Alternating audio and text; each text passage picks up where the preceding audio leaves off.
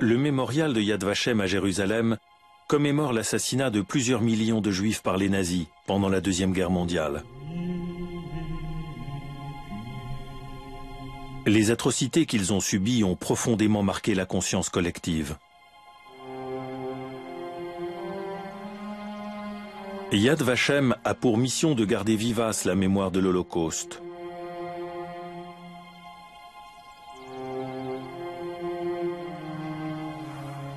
Sur la colline, à l'ombre des arbres, se dressent les plaques à la mémoire des non-juifs qui ont risqué leur vie pour sauver la vie de juifs. Des hommes comme Oskar Schindler ou Raoul Wallenberg. On les appelle les justes des nations. Pour l'historien et écrivain Robert Satloff, il manque cependant un groupe ethnique. Il y a ici plus de 20 000 noms de gens qui ont aidé à sauver des Juifs pendant l'Holocauste. Environ 60 d'entre eux sont des musulmans, ici des Albanais, là des Bosniaques. Un arbre a été planté en haut de la colline en mémoire de l'unique Turc. Mais curieusement, parmi ces 20 000 noms, il n'y a pas un seul arabe. S'il y avait eu un Oskar Schindler arabe, les Arabes auraient peut-être une approche différente de l'Holocauste. Ce film retrace les recherches de Robert Satloff pour retrouver des Arabes qui ont sauvé des Juifs.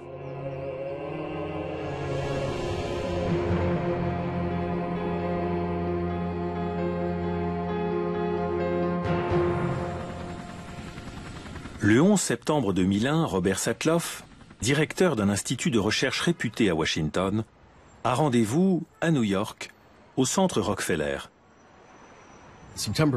Le 11 septembre 2001, j'étais à New York pour assister à une réunion du conseil d'administration de mon institut. J'ai pris l'ascenseur jusqu'au 36e étage, j'ai ouvert la porte et j'ai vu un nuage de fumée sortir sur le côté du World Trade Center. Et puis ça a été l'enfer.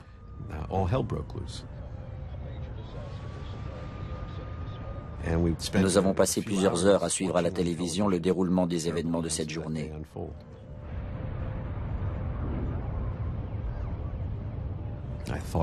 Les tours en feu, la fumée, les cendres. Très vite, des images d'Auschwitz se sont superposées dans mon esprit. Les cheminées, la fumée, les cendres. Le World Trade Center avait déjà été la cible d'un attentat en 1993. C'est pourquoi le spécialiste du Moyen-Orient, Robert Satloff, soupçonne des islamistes d'être à l'origine de ces terribles attaques. En quelques heures, la ville de New York change d'aspect. La ville s'était vidée comme une ville fantôme. On pouvait marcher au milieu de la 5e avenue. Et j'ai commencé à réfléchir à l'abîme qui sépare la connaissance de la compréhension. Pas entre nous et les Mohamed Atta qui se sont par la suite avérés être les auteurs de ces attentats, mais à l'abîme qui existe entre le monde occidental et ce que je considérais être la société arabe musulmane dont étaient issus les auteurs des attentats du 11 septembre. Les attentats du 11 septembre sont l'occasion pour Robert Satloff d'enquêter sur les rapports du monde arabe avec l'Holocauste.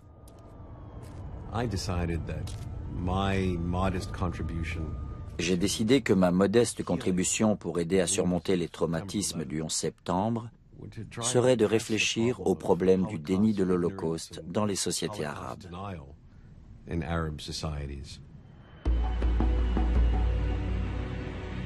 L'occasion se présente quelques mois après les attentats du 11 septembre. L'épouse de Robert Satloff, qui travaille pour la Banque mondiale, est promue au poste d'économiste en chef au Maroc.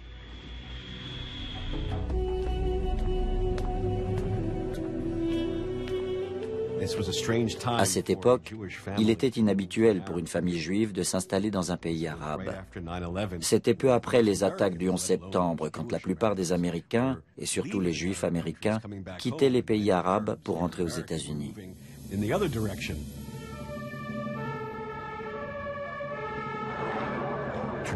Le Maroc est réputé pour son ouverture et sa tolérance. Mais pendant notre séjour au Maroc, il y a eu 5 attentats à la bombe à Casablanca, et la plupart d'entre eux visaient des cibles juives.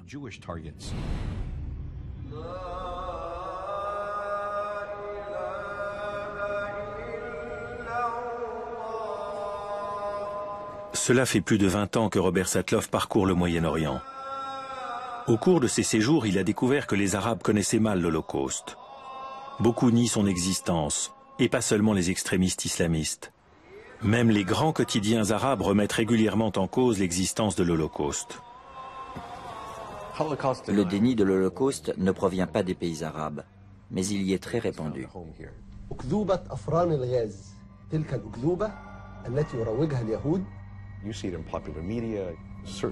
On le voit dans les médias populaires, à la télévision.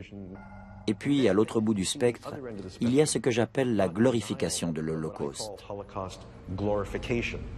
فاليهود طبعا عمالين يقولوا المحارق اللي حصلنا في ألمانيا ده كان بسبب أعمالهم كانوا بيقتلوا في الألمان وكانوا بيثيروا الفتن. Mais l'attitude la plus répandue est ce que j'appelle la relativisation de l'Holocauste.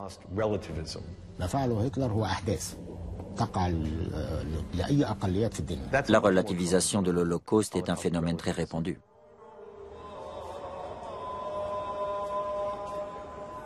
Pour combattre l'ignorance, Robert Satloff décide d'amorcer un dialogue avec des Arabes sensibilisés au sujet. La question était, comment m'y prendre? Quelle accroche choisir? Le problème était qu'il s'agissait d'une histoire éloignée, celle de fascistes européens qui avaient tué des Juifs européens.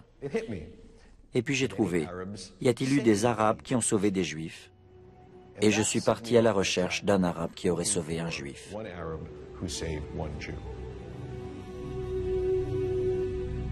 La recherche d'un Oscar Schindler arabe devient le projet le plus ambitieux de la vie de Robert Satloff. Une équipe constituée de chercheurs, documentaristes, interprètes et journalistes part sur les traces d'un Schindler inconnu dans 11 pays tout autour de la planète.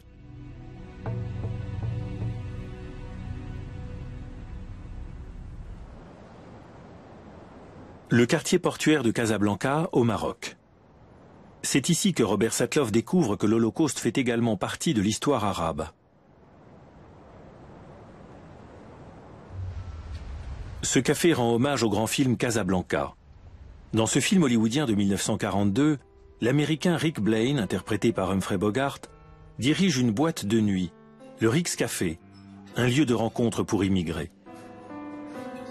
La décoration intérieure s'inspire du décor du film et rappelle l'époque où le Maroc était un protectorat français et où le régime pro-fasciste de Vichy collaborait avec l'Allemagne nazie.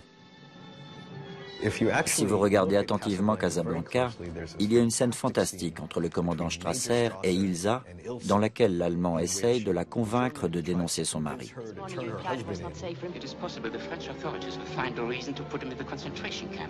Le mot-clé est ici, au Maroc. Même la scène la plus célèbre du film, la scène d'adieu à l'aéroport, évoque les camps de concentration. 9 chances out of 10 we'd both wind up at a concentration camp. Isn't that true, Louis? I'm afraid Major Strasser would insist. Maybe not today. Le film est sorti pendant la guerre, et ils avaient vu juste. La plupart des camps de concentration en Afrique du Nord n'ont pas été construits par les nazis. Avant l'occupation du Maghreb par les Allemands, le régime de Vichy avait déjà installé plusieurs dizaines de camps au Maroc et en Algérie.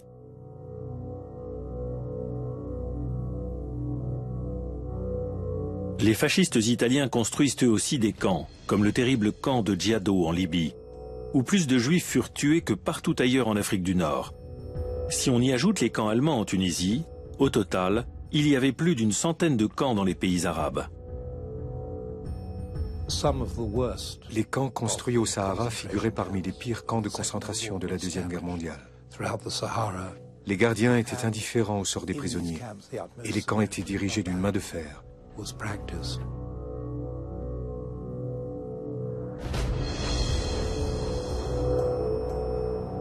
Ces recherches pour trouver un Arabe ayant caché des Juifs pour qu'ils ne soient pas déportés dans un camp de concentration conduisent Robert Satloff à une ferme isolée, à l'ombre du Jabal Zarwan, une montagne tunisienne. Il y rencontre un vieil Arabe qui se rappelle bien cette époque. Bonjour. Bienvenue. Bonjour. Vous allez bien? Ça va, et vous? Bien, merci. Mohamed Ballul al-Gadri se souvient bien de l'époque où les Juifs étaient internés, dans des conditions terribles, dans un camp près du pont du village. Ils y étaient régulièrement torturés par les Allemands. Ils devaient se tenir en file, l'un derrière l'autre, et ils recevaient des coups. En 1943, au plus fort de la campagne de Tunisie, certains réussissent à s'enfuir. Au printemps 1943, les Alliés se battent contre les Allemands à l'extérieur du camp.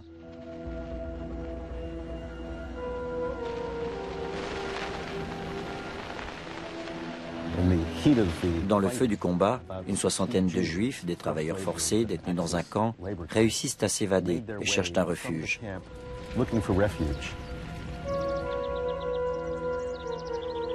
Ils frappent désespérément à ce portail. Ali Sakat ne connaissait pas l'issue de la bataille. Il ne savait pas qui des Allemands ou des Alliés serait victorieux. Il a dû prendre une décision rapide, les faire entrer ou les laisser dehors. Et il a décidé de cacher les 60 personnes.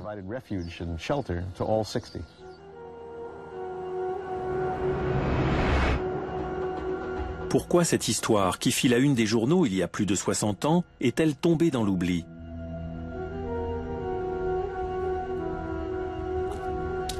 Et pourquoi Ali Sakat n'est-il pas considéré comme un héros, de la même façon par les Juifs que par les Arabes?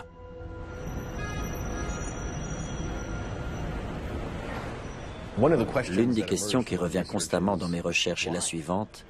Pourquoi les histoires comme celle-ci ne sont-elles pas de notoriété publique? Je crois que c'est surtout lié à la politique. Les Arabes ne voulaient pas que cela se sache. Dans de nombreux pays arabes, il aurait été dangereux d'avoir aidé des Juifs. Lorsque Robert Satloff part à la recherche des descendants d'Ali Sakat, il découvre qu'aucun d'eux ne connaît cette histoire. Peut-être ne voulait-il pas la connaître. Ali Sakat, merci beaucoup. Je vous en prie. En revanche, le petit-fils d'Ali Sakat est fier de l'acte héroïque de son grand-père.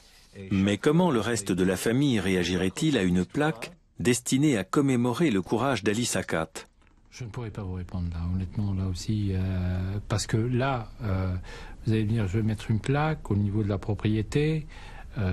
Ça, c'est une discussion en famille. Il y a ceux qui seront pour, ceux qui sont contre, pensent que l'occupation allemande a fait beaucoup de mal aux Juifs. D'autres, avec ce qui se passe avec les télévisions Al Jazeera, ce qu'on montre ensuite sur la Palestine, je pense que là, les idées changent. Beaucoup de Tunisiens aussi ont de la sympathie pour le peuple palestinien quand ils les voient souffrir, etc., etc., etc. Voilà. L'histoire commune des Arabes et des Juifs d'Afrique du Nord ne date pas d'hier. Lorsqu'en 623 après Jésus-Christ, les conquérants arabes introduisent l'islam en Afrique du Nord, la religion juive est tolérée. C'est l'âge d'or de l'architecture, de l'éducation, du commerce et de la culture. Il est évident qu'au cours du dernier millénaire, si l'on était juif, il valait mieux être né dans un pays musulman que dans un pays chrétien. Cela étant dit, la situation pour les Juifs nés dans des pays musulmans n'était pas rose. Aujourd'hui, on parlerait de citoyens de seconde classe.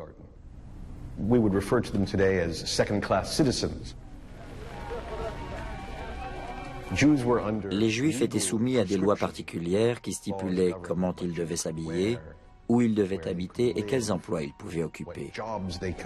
De temps à autre, ils étaient victimes de violences, que ce soit au Maroc ou dans d'autres pays arabes du Proche-Orient.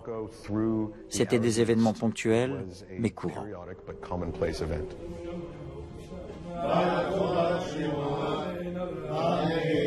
Dans les années 30, les communautés juives d'Afrique du Nord sont exposées à des menaces d'un genre nouveau.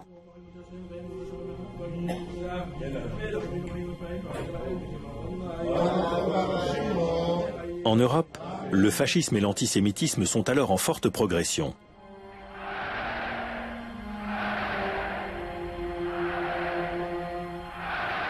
Es ist unser Wunsch und Wille, dass dieser Staat und dieses Reich bestehen sollen in den kommenden Jahrtausenden. Wir können glücklich sein zu wissen, dass diese Zukunft restlos uns gehört.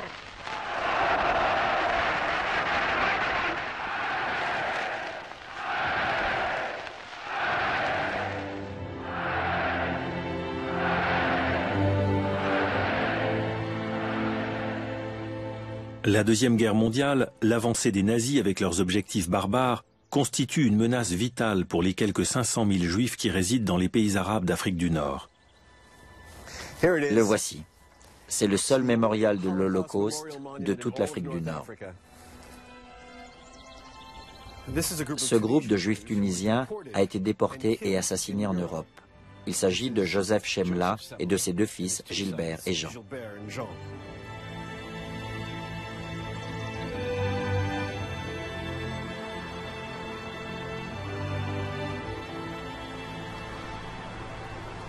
Sur les traces de la famille Chemla, en France. À Paris, Robert Satloff rencontre un homme dont la famille a vécu la tragédie des Juifs d'Afrique du Nord. Voici mon grand-père, Joseph Chemla, à l'âge de 54 ans. C'est peu avant son arrestation. À Tunis? À Tunis. Voici mon père Gilbert. Gilbert Chemla. À l'époque, il a 20... Gilbert Chemla était cadet dans la plus prestigieuse académie militaire française, l'école polytechnique.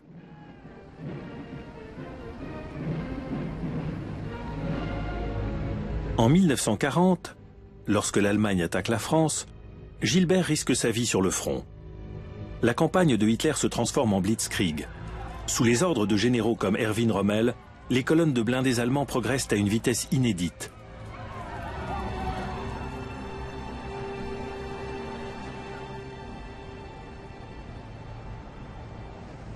Pour les Juifs français, la situation empire de jour en jour.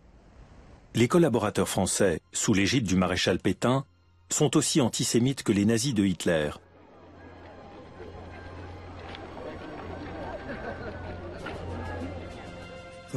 Toutes les mesures discriminatoires appliquées à l'encontre des Juifs en Allemagne ont été reprises par la France de Vichy. Les Juifs sont exclus de la vie publique française. La France n'est plus un pays sûr pour les Juifs. Quand mon père est revenu en Tunisie rejoindre sa famille, c'était tout d'abord pour travailler, aussi pour échapper aux lois imposées par le gouvernement français, les lois anti-juives, les lois de Vichy. Même les Juifs d'Afrique du Nord ne sont plus en sécurité.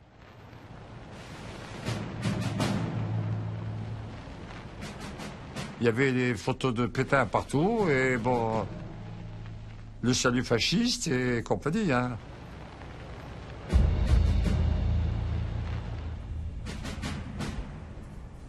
Les archives de la presse, à Rabat, témoignent du mépris du régime de Vichy à l'encontre des Juifs d'Afrique du Nord.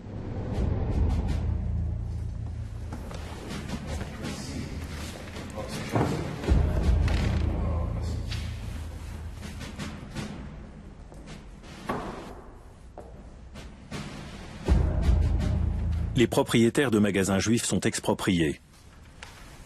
Les Juifs n'ont plus le droit d'exercer leur profession. Des milliers d'enfants juifs sont exclus des écoles. Ils ont été déchus de la nationalité française, pour ceux qui étaient français. Et bon, il y avait le même régime qu'en France, sous Vichy.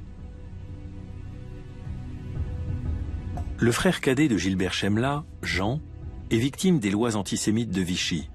Il doit quitter le lycée. À l'époque, les Juifs d'Afrique du Nord sont autant en danger que les Juifs européens. Au Maroc et en Algérie, le gouvernement de Vichy fait construire des dizaines de camps de travail. Aujourd'hui, il n'en reste plus rien, si ce n'est quelques traces à Tandrara, au Maroc. Ces bâtiments en ruine rappellent les horreurs passées.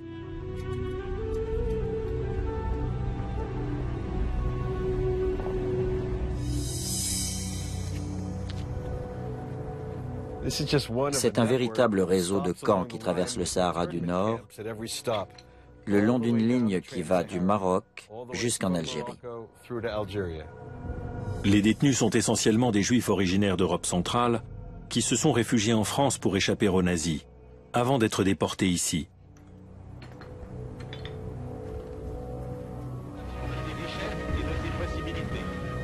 Des films de propagande du régime de Vichy montrent des travailleurs forcés qui construisent une ligne de chemin de fer dans le Sahara. La plupart d'entre eux sont des détenus politiques. Un tiers environ a été arrêté pour le seul crime d'être juif. À 2 heures de route de la ville de Bergent, on rencontre d'autres traces de l'horreur. Les détenus avaient surnommé ce lieu le Buchenwald du Sahara.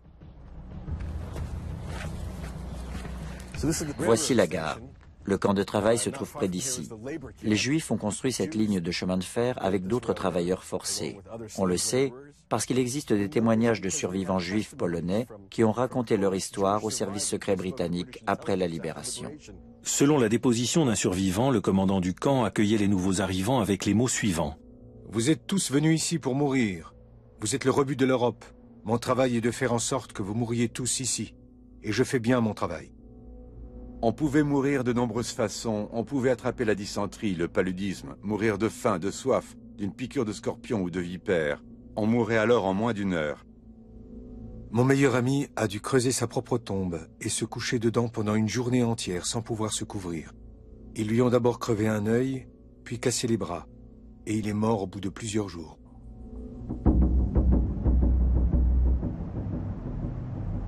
En 1942, la Tunisie est le seul pays arabe à être occupé par l'Allemagne.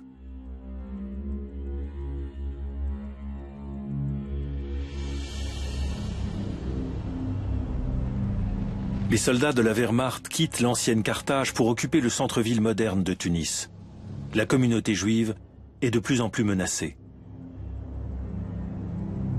Les SS installent leur quartier général dans l'ancien hôtel Majestic sous le commandement du lieutenant-colonel Walter Rauf.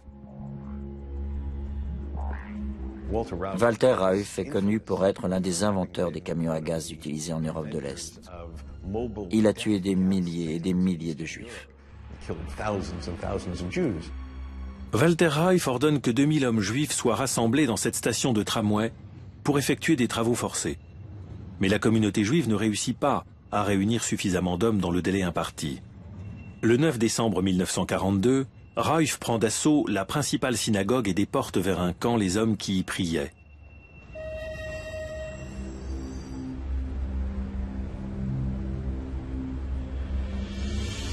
De retour à Paris, Robert Satloff rencontre des Juifs qui ont survécu à l'Holocauste en Tunisie.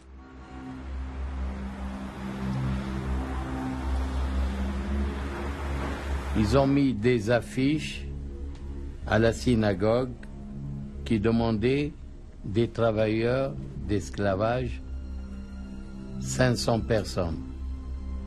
Les travailleurs étaient tous obligés de porter l'étoile jaune avec la mention juif. Ils prenaient des enfants de 12 ans, 10 ans, qui encore ils sont costauds. Moi j'avais 10 ans à l'époque, j'étais jeune, je pouvais travailler. Et ensuite, il ne fallait pas flâner, il ne fallait pas travailler assez vite. Et si on perdait du temps, ils nous donnaient des coups de crosse. Pendant le bombardement de Tunis, les Juifs doivent continuer à travailler. Pour beaucoup, ce sera leur arrêt de mort. Et il y a eu plus d'une personne qui, en sortant, le bombardement avait commencé. Il y a eu des éclats de bombes et ils ont été tués par les bombardements. À Paris, Robert Satloff veut savoir comment les Arabes traitaient leurs voisins juifs. Comme la plupart des non-juifs en Europe, les Arabes sont indifférents aux persécutions de leurs compatriotes juifs. Beaucoup souffrent eux-mêmes de privations consécutives à la guerre, mais il existe aussi des manifestations de haine. Ils nous disaient, je me rappelle toute ma vie, les Juifs, les Juden, vous allez être tous égorgés. Donc ils ont fait une chanson en arabe en disant tape de la pelle, c'est-à-dire travaille avec la pelle. Shalom, shalom c'est pour désigner les Juifs. Quelques Arabes vont même jusqu'à s'engager dans l'armée allemande. D'autres offrent leurs services pour garder les camps de travail dans lesquels sont internés les Juifs.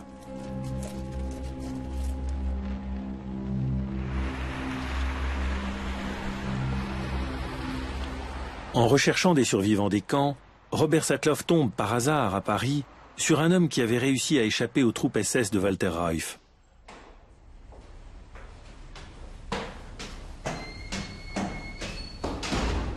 Un voisin arabe avait risqué sa vie pour sauver celle de Joseph Nakache.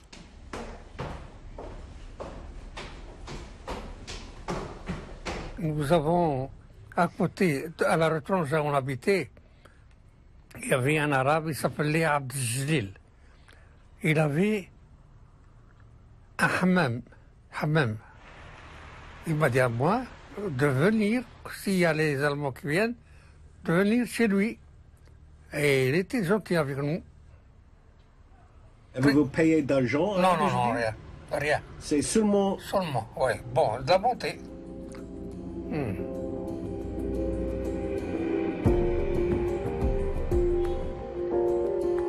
Pendant l'occupation allemande, Joseph Nakache vit dans ce quartier d'ouvriers à Tunis. C'est le quartier des tailleurs de pierre. Le mot arabe pour tailleur de pierre ou polisseur de marbre est Nakache. Joseph Nakache m'a raconté une histoire très détaillée pour quelqu'un qui a vécu ces événements il y a plus de 60 ans. J'ai donc voulu vérifier son histoire. Il y a là-bas une rue qui s'appelle rue Nakache. Il y a donc une rue Nakache, mais le hammam, c'est en face de cette rue-là. Allez voir, moi je ne sais pas. Merci beaucoup. La voici, Zanka Nakache. C'est la rue Nakache. So this is Nakache Street. Bonjour madame. Bonjour. Je cherche une vieille maison de la famille Nakache. C'est la maison des Nakache. Merci. Y a-t-il un bain public près d'ici? Le hammam est de l'autre côté. De l'autre côté, le hammam. Il faut tourner là-bas. Donc à droite par là? Merci beaucoup madame. J'ai trouvé sa maison. J'ai trouvé le hammam. Bonjour. Est-ce que c'est le hammam de M. Abdeljalil? Exactement. Ah oui? Oui. Et vous êtes qui? Vous êtes... Je suis son fils. Le fils de M. Abdeljalil? Oui, le fils de M. Abdeljalil. On a trouvé le fils du propriétaire du hammam et il nous a raconté quel genre d'homme était son père. Ah, c'est la photo de votre père, hein? Exactement. C'est le propriétaire même. Est-ce que vous souvenez-vous de la famille Nakache? Oui. Ou le nom Nakache? J'entends parler de ça. Ah oui? Oui. Pourquoi vous pensez que votre père cachait M. Nakache ici? Pourquoi? Parce qu'il a caché M. Nakache. Parce que les musulmans et les Israéliens, les Juifs, comme vous le dites, ils étaient presque comme des frères. Comme des frères. Chacun sa religion. Mais on a vécu comme des frères. Alors, magnifique. Pour nous, c'est un honneur. C'est un honneur. Surtout, c'est Juifs, aux chrétiens, aux musulmans. C'est un humain. Oui. Ça fait partie de l'humanité. Il y a des bons partout, hein, vous savez. Chez tout le monde, hein. Faut pas dire que tout le monde c'est méchant, non. Il y a des gens qui sont gentils, sont humains. Robert Satloff découvre rapidement que l'histoire de Joseph Nakache n'est pas un cas isolé. Maroc, le mausolée du roi Mohamed V à Rabat. À l'intérieur, les imams récitent pendant des heures les versets du Coran. Pendant la guerre, le roi du Maroc s'oppose au régime de Vichy. Il déclare qu'il n'y a ni juifs ni arabes dans son royaume, mais seulement des sujets marocains. Le haut fonctionnaire André Azoulay a travaillé à la cour des 2 derniers rois du Maroc. Il a dit non. Non à toutes les lois scélérates de Vichy. Et moi, je continue de penser longtemps après, donc plus de 50 ans après, que cette Mohamed V qui a donné tout son sens à cette notion d'honneur, de courage en politique. Le juif marocain Serge Berdugo nous raconte l'histoire d'un général de Vichy qui avait dit à Mohamed V « Voici 200 000 étoiles jaunes pour les juifs de votre pays. » Et le roi aurait dit « Mais ce n'est pas suffisant, il vous en faut au moins 20 de plus. » Noguès lui dit « Mais pourquoi 20 ?» Il dit « Parce que c'est exactement le chiffre de moi et de ma famille. » Alors cette histoire, elle a couru dans tous les mélas. En Algérie, les lois anti-juives de Vichy se heurtent à la résistance des religieux musulmans.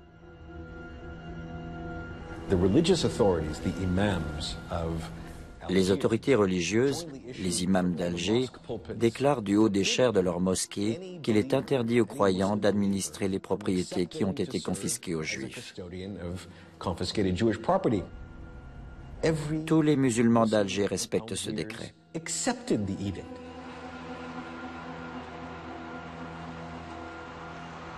Bien que la Tunisie soit sous le contrôle des nazis, le bey de Tunis, Monsef Bey, résiste. Il fait tout ce qui est en son pouvoir pour retarder les représailles prévues contre les Juifs. Et recevant la délégation juive, mon grand-père, il avait dit à cette délégation qu'il considérait les Juifs comme ses enfants, au même titre que les musulmans. Les nazis resserrent leur étau sur la Tunisie occupée. Après l'effondrement de la France et son retour à Tunis, Gilbert Chemla constate que la situation de la communauté juive d'Afrique du Nord s'est dégradée. À la fin de l'année 1942, la famille Chemla s'installe sur la côte, à Hammamet. Gilbert, son frère et son père décident de rallier la résistance.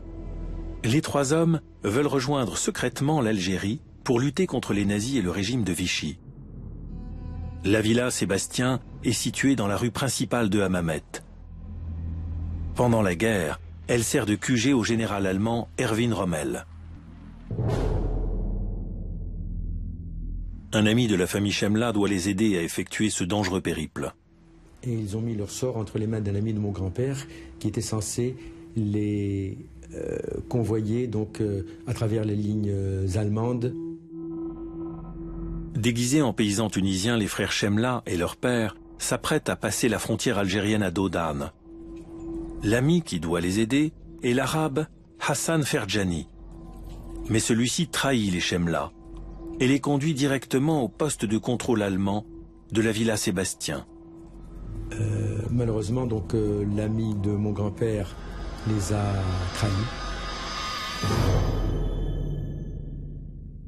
Et donc les Allemands les ont arrêtés alors qu'ils étaient habillés donc, en tunisien. Gilbert Chemla, son frère et son père sont arrêtés et jetés dans le cachot d'une ancienne forteresse turque.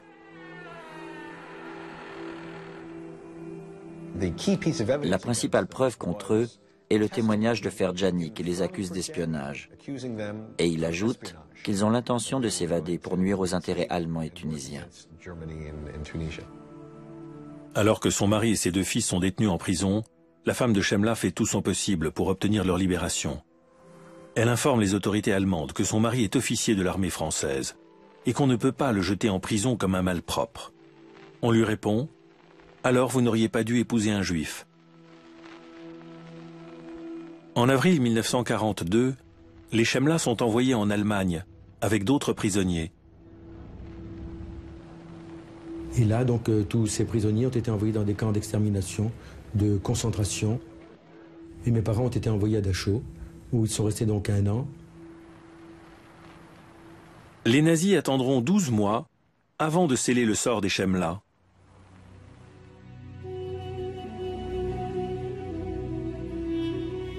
Ses recherches conduisent Robert Satloff dans cette ferme tunisienne. Il y découvre une histoire étonnante. Il a obtenu cette piste par une femme juive en Californie. Peu avant sa mort, Annie Boukris lui avait parlé d'un propriétaire foncier arabe qui avait caché 2 familles, dont la sienne, dans sa ferme, leur sauvant ainsi la vie. Les recherches de Robert Satloff pour retrouver l'homme qui a sauvé ces 2 familles juives commencent à New York.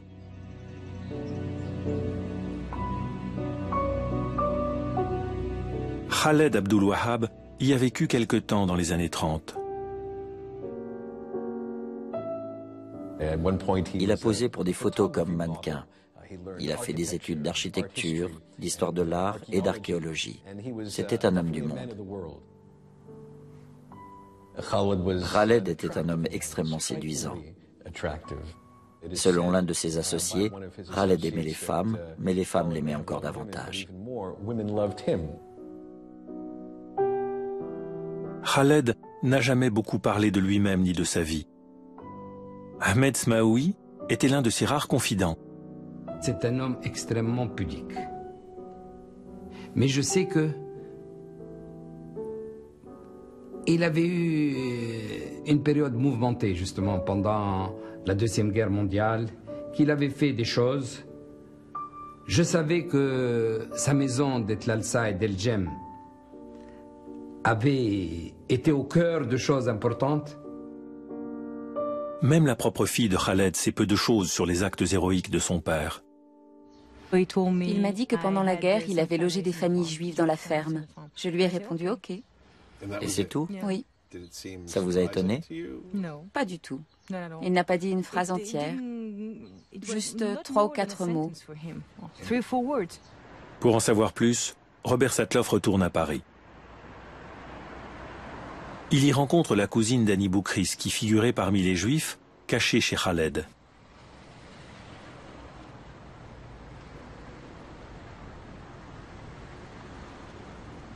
Edmé Machlia avait 11 ans quand l'armée allemande a occupé la maison de ses parents.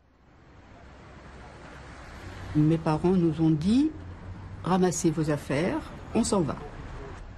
Donc, on avait tout laissé, nos meubles, on a pris juste les habits. Dans un premier temps, la famille d'Edmé et celle de sa cousine Annie sont cachées dans une usine d'huile d'olive. Mais les familles juives n'y sont pas en sécurité. Elles courent un grand danger, et Khaled Abdul Wahab le sait.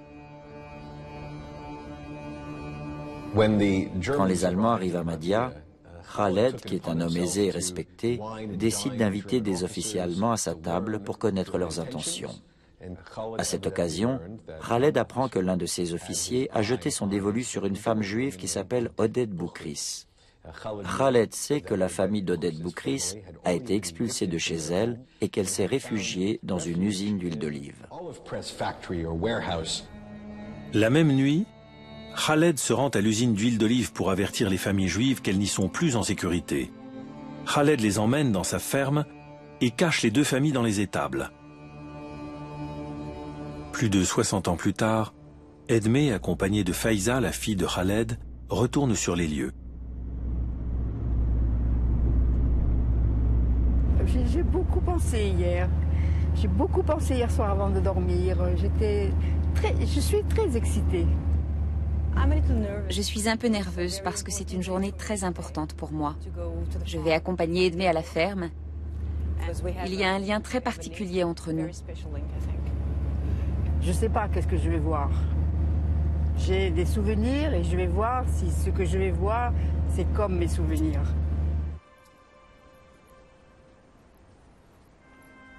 C'est complètement changé. C'est fou. C'est vraiment une grande émotion.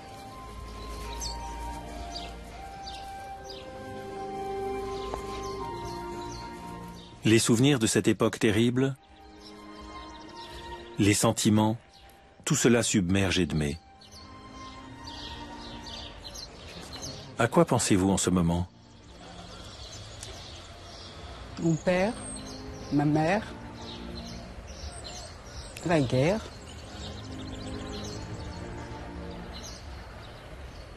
C'est dur. Et puis, bon, le temps a passé, hein.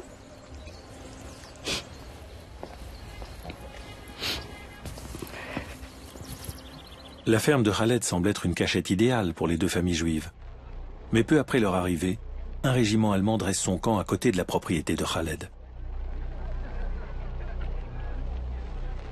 Khaled est venu nous dire ne portez pas votre étoile jaune. Je ne veux pas qu'ici, on sache que vous êtes juif.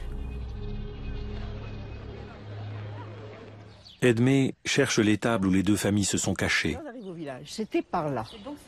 C'est par là et c'était les maisons qui habitaient là. Alors derrière, voilà, tu vois. Voilà. C'est ça. C'était ça plus les autres murs. Voilà, c'est ça. On habitait là, dans cet endroit. Dans cet endroit. Ça me paraît logique. Ça me dans paraît cet endroit, on habitait là. La famille Dany était là et nous on était là. Et vous étiez là. Ouais. Juste tout à côté. Tout à côté. Tout à côté. Et seulement un rideau entre un les rideau. deux. Non, Pas un rideau à la porte et un rideau à la porte. Oui. Je resitue bien maintenant, ça y est, parce que c'est vrai que l'allée elle était là-bas et qu'on se cachait. Une nuit, un soldat allemand y découvre les deux familles. Khaled invite régulièrement des soldats allemands chez lui pour être informé de leur plan. Une nuit, un officier ivre pénètre dans l'étable où se cachent les deux familles juives.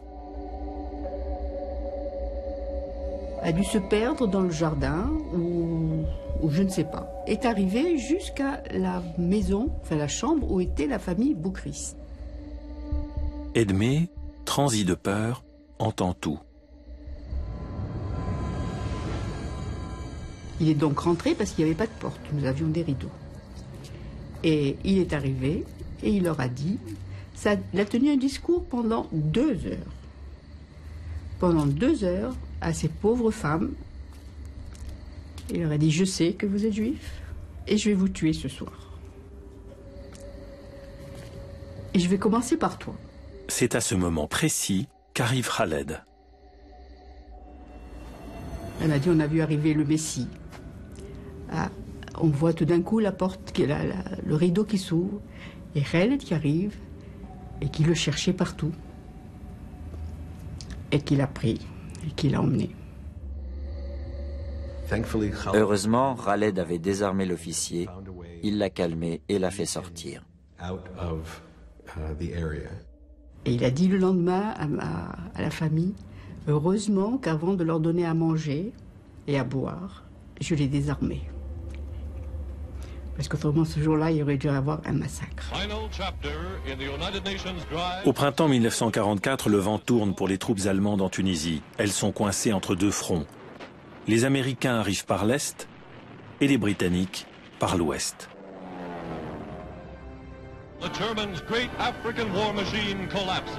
175,000 surrendered to the Allies in 5 days. C'est la fin des souffrances des Juifs en Afrique du Nord. Hysterically happy crowds hail the British, the French, the Americans as liberators. C'est la fin de l'oppression. Eagerly, a liberated people destroy all reminders of the Nazi occupation. La France libre prend le contrôle de l'Afrique du Nord. Les traîtres sont traduits en justice. Parmi eux, Hassan Ferjani, l'homme qui avait trahi Joseph Chemla et ses 2 fils. Hassan Ferjani a été arrêté par les Français libres et donc ils ont fait leur enquête et ont découvert donc le rôle terrible de Ferjani dans toute cette affaire. Mais la libération arrive trop tard pour les Chemla. Au moment même où Hassan Ferjani doit répondre de ses actes devant la justice en Tunisie, Joseph et ses fils sont transférés de Dachau à la prison de Halle. Ferjani est condamné à 14 ans de prison. Les Chemla sont moins chanceux. Ils ont été jugés par la plus haute instance judiciaire du Troisième Reich, le tribunal donc de guerre militaire du Troisième Reich. Ils ont été condamnés à mort en mai 1944. Un matin de juillet 1944, on vient chercher Gilbert, Jean et leur père Joseph dans leur cellule. Et tous les 3 ont été exécutés par décapitation en présence les uns des autres. D'après le témoignage d'un codétenu, les Chemla ont été guillotinés parce qu'ils étaient juifs. Dans sa dernière lettre adressée à sa femme Lila, Gilbert lui demande de prodiguer tout son amour à leur fils Frédéric, alors âgé de 3 ans. La lettre figure dans un livre écrit par Frédéric. Tu hésiteras devant la conduite à tenir près de lui. Lila, au nom du ciel, ne fait pas de lui un bourgeois. Apprends-lui que donner vaut mieux que recevoir.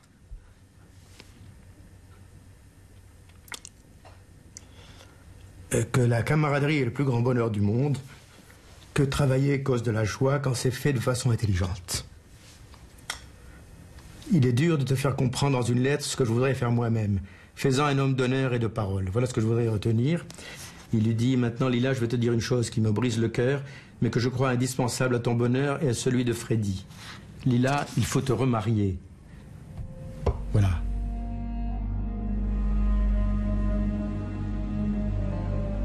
Plus de 60 ans plus tard, Edmé Maslia revient sur les lieux de son enfance. Elle se souvient de l'époque avant la guerre, lorsqu'Arabes et Juifs vivaient encore en bonne entente. Il y avait le respect de la religion juive et l'acceptation. Quand c'était l'Aïd, les Juifs fermaient le magasin. Quand c'était Rosh Hashanah, les Arabes fermaient le magasin. Les jours de Kippour, tout était fermé. Aujourd'hui, les Juifs ne représentent plus qu'1% de la population du Maghreb. Après la fondation de l'État juif, en 1948, de nombreux Juifs émigrent en Israël. Puis, dans les années 50, on assiste à l'émergence du nationalisme arabe qui encourage l'expulsion des Juifs. À Mahdiya, il ne reste plus qu'un seul Juif. Il s'occupe de la synagogue qui tombe en ruine et allume les bougies pour le Shabbat. Avec son livre intitulé « Among the Righteous », en français « Parmi les justes », Robert Satloff veut poser le premier jalon pour un nouveau dialogue entre Juifs et Arabes.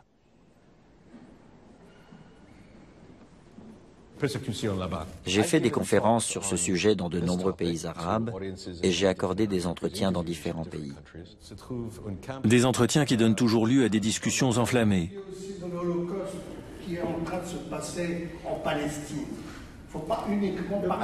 Je crois que la réaction d'hostilité la plus courante est « Pourquoi parler de l'Holocauste des Juifs alors que l'Holocauste des Palestiniens se déroule actuellement sous nos yeux ?» Depuis 48, il y a l'Holocauste. On est d'accord, on est d'accord. Il faut en parler. On est d'accord. On est d'accord. Allez, Les Arabes ne sont pas responsables de l'Holocauste, mais certains Arabes ont fait un choix personnel pour le meilleur et pour le pire. Même à l'époque des nazis, les Arabes ont fait un choix.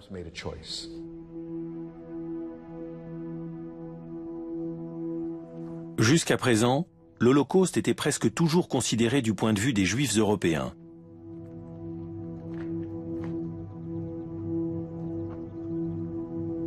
Les souffrances indicibles dont les Juifs européens ont fait l'objet ont occulté celles de la communauté juive d'Afrique du Nord. Au cours de ses recherches, Robert Satloff a rencontré de nombreux Juifs qui ont été sauvés par des Arabes. 2 ou 3 amants ils sont avec mitraillettes, mais grâce à... Il y avait un Arabe qui s'appelait Hassin. Ils sont restés dehors et lui, il a gardé la porte avec ses 2 mains. Quand les Allemands ils commençaient à taper les portes, la voisine, Shelby, elle s'appelait, elle lui a dit, aie confiance. Elle lui a dit, Amen, c'est confiance en arabe. Laisse-la avec mes enfants, n'aie pas peur.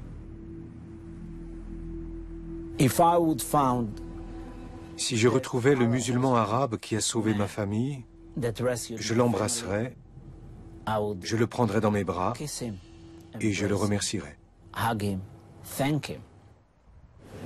Que diriez-vous si Yad Vashem honorait également des Arabes en tant que justes? J'en serais heureux. Nous n'oublierons jamais ceux qui ont eu le courage d'être des justes à une époque où c'était quasiment impossible.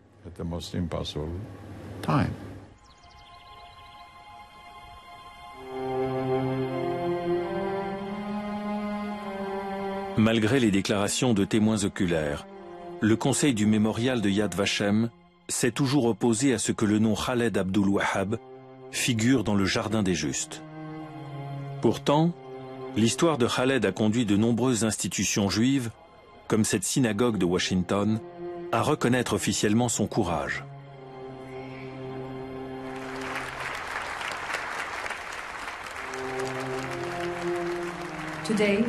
Aujourd'hui, en tant que fille de Khaled Abdul Wahab, je tends mes mains pour jeter un pont sincère vers mes frères et sœurs juifs.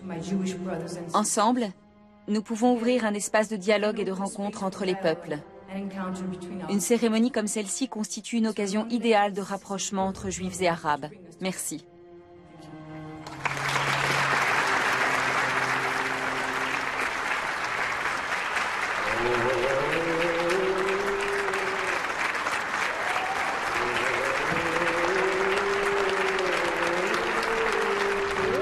L'honneur rendu à Khaled est l'occasion de commémorer tous les Arabes anonymes qui ont porté secours aux Juifs en détresse.